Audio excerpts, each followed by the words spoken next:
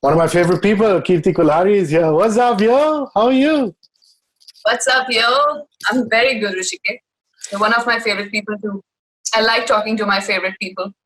Thank you. Thank you so much. Years ago, when Mikey McCleary was working on Bartender, I used to be in and out of his studios because I also do voiceovers and he makes jingles and things like that. I remember him telling me, Kirti Kulhari sings really, really well. And now I look at your Insta feed and I see these wonderful nuggets of you singing. And I'm like, man, I can't believe I've never asked her about this. So music in your life, are you trained in the past or now?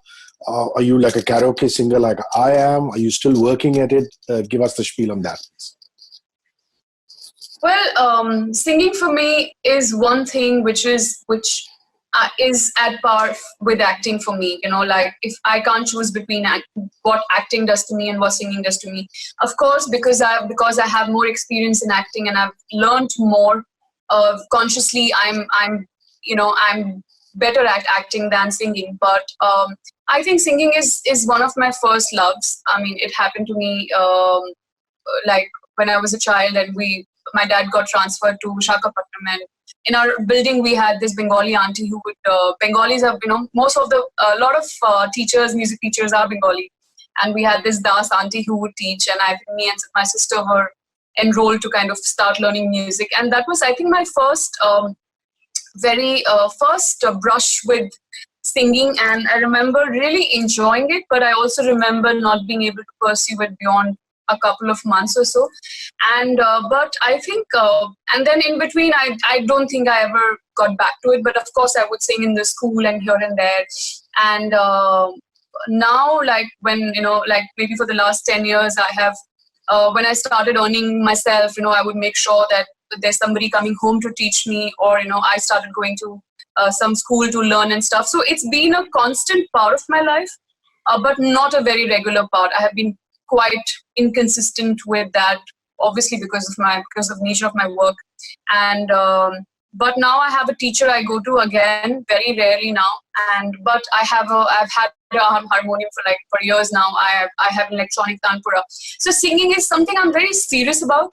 It's not something I'm like, chalo bathroom mein ga liya, ye kar liya, wo kar liya. It's a space that I think is very zen for me. And I think singing also has the riyaz, not the singing part so much, but the understanding of music and the whole riyaz part has really helped me understand the whole language of surs in acting as well. Like all of these things are not separate. Like there is sur is a big part of acting as well, and people who understand it. I mean, I would really advise everyone who is an actor, like abroad, they have to train you in singing. Even if you want to whether you want to become an actor or not, singing is like the first step to it. And that has a lot of importance, and people who understand it. So yeah, I'm just thanks to Instagram. I mean, there are people who will not just tell me what bullshit is this. There are people who would want to listen to me. So yes, I'm just like, whenever I feel like I just sing something and I just put it up, and yeah, seems to be enjoyable. Even if the phased lift off of the lockdown happens, with the actors, it's always going to be you have to be a little careful, because you see people in the unit, lots and lots of people on a set, the directors, the cinematographer, the associates can all wear their masks and be there, but you guys in the shot, you can't do that. So it's going to be a very measured, structured getting back to work. So I think everybody in the film industry and the television industry is kind of getting set for that long haul. Are you having conversations with colleagues about that? Yeah. Yeah, I have been, because I was almost finishing something. I had like 7 days of shoot pending when this lockdown started, and then I was supposed to start something new from the 1st of April. So yes, I have a bunch of things that that are kind of on hold, and of course we're all waiting to have some kind of clarity on what's going on and when is it going to be lifted.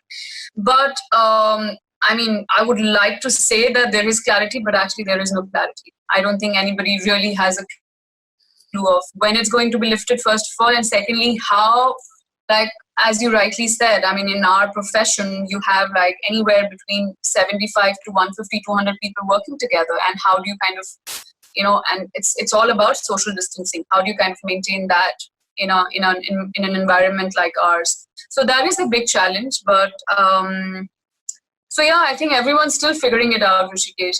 And honestly, like personally speaking, I'll do everything that needs to be done to kind of do my bit, maintain whatever distancing and, be, wear the mask and all of this, that, whatever.